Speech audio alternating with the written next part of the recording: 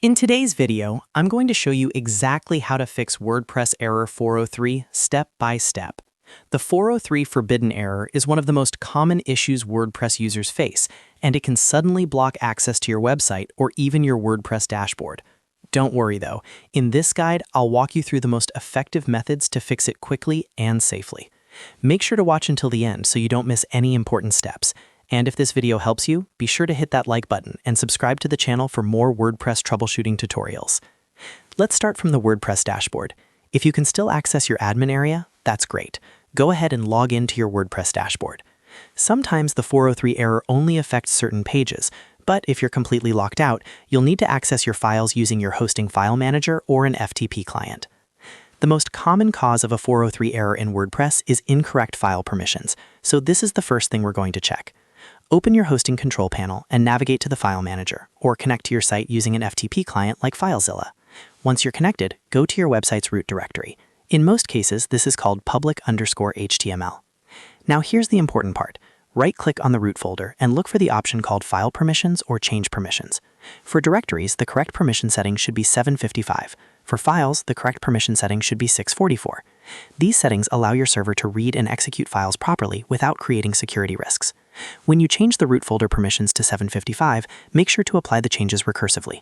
That means applying the same permissions to all subdirectories and files inside the folder. For folders, set them to 755. For files, set them to 644. Once that's done, save the changes and try accessing your website again.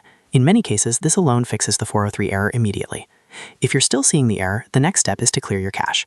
Caching plugins or server-level caching can sometimes store an error page even after you fix the issue. If you can access your dashboard, go to your caching plugin settings and click Clear Cache or Purge All Cache. If your hosting provider has server caching enabled, log into your hosting account and clear the cache from there as well. After clearing the cache, refresh your website in an incognito window to see if the error is gone. Another common cause of the 403 error is malware or corrupted files, especially the .htaccess file. Malicious code injected into your site can block access and trigger forbidden errors. To check for this, install a security plugin like Wordfence from the WordPress plugin directory. Go to Plugins, click Add New, search for Wordfence, install it, and activate it. Once activated, run a full site scan. Wordfence will scan your core files, themes, and plugins for malware or suspicious changes. If it detects any issues, follow the recommended steps to fix them. In some cases, simply repairing or regenerating your .htaccess file can resolve the 403 error. If needed, you can also manually regenerate your .htaccess file by renaming the existing one in your root directory to something like .htaccess_old.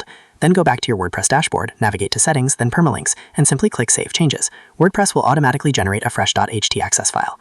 By adjusting file permissions, clearing cache, and scanning for malware, you can fix WordPress error 403 in most situations. These methods are safe, effective, and don't require advanced technical knowledge. And that's it! You've now learned how to fix WordPress error 403 step by step. If this tutorial helped you, make sure to hit the like button and subscribe for more WordPress fixes, tips, and tutorials. Thanks for watching, and I'll see you in the next video.